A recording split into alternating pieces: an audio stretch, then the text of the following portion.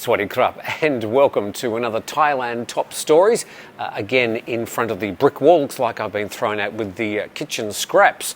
But here I am until they find something more appropriate for me. Anyway, let's get stuck into the stories, reminding you that if you subscribe, it really helps our YouTube channel. So we'd appreciate that. Let's get started with today's stories.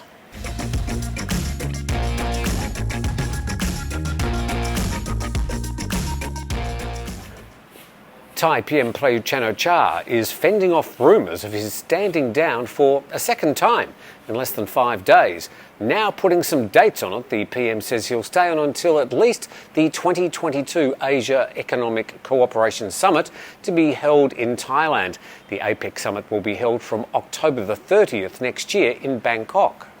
In addressing more questions about his tenure as Thailand's PM yesterday, he said the country is plagued with many problems that need to be addressed. Speaking in the third person, Prayut said looking after low-income people is close to the heart of the Prime Minister.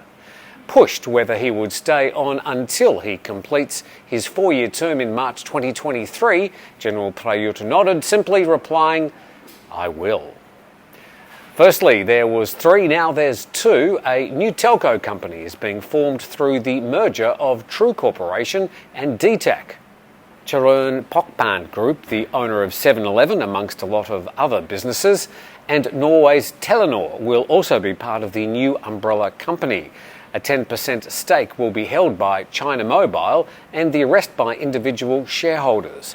CP and Telenor are already the parent firms of True and DTAC respectively, but now entering into an equal partnership with other telcos to develop a new product line. The proposed merger will create a company with around 55 million customers. The new entity will have a revenue market share of around 40%. That's comparable to the current market leader, AIS. LGBTQ advocacy groups are continuing their campaign for marriage equality in Thailand, but have turned their attention to the opposition Pheu Thai Party. They're seeking support for proposed amendments to the Civil and Commercial Code that currently only allows a man and a woman to register their marriage and enjoy the legal benefits from a legally married relationship. The umbrella group of 58 organisations calls itself Rainbow Fellows for Marriage Equality. The group is gathering some 1 million signatures to support its draft amendments to Section 1448 of the Civil and Commercial Code, which would allow people to legally marry in Thailand regardless of their gender.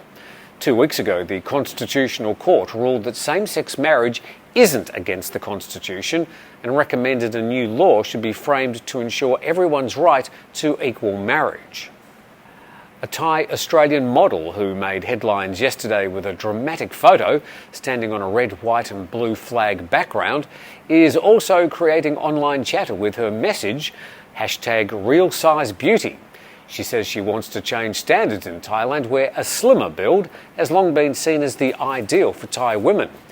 22-year-old Anjali Scott Kemis told Miss Universe pageant judges about past rejections she'd had experienced as a model in Thailand because of her size. She also said she thinks that fashion is slowly changing because people want to see models who are more human, and that a new kind of consciousness needed to be adopted by society because nobody wants to live trying to be super slim all the time. The Miss Universe contest will be held in Israel on December the 12th, if you're interested.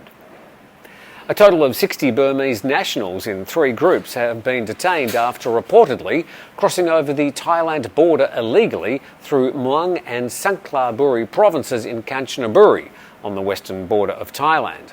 9 men and 4 women from Myanmar's Dawai, Magwai, Yangon and Bago provinces were arrested, claiming that they'd paid 17,000 to 25,000 baht each to brokers for getting them jobs in Thailand. Then another group of 16 males and 15 females were arrested by the same patrol at another natural crossing nearby. They gave a similar story of paying money to job brokers. All of them have been turned over to regional police for legal proceedings, which will probably lead to their deportation.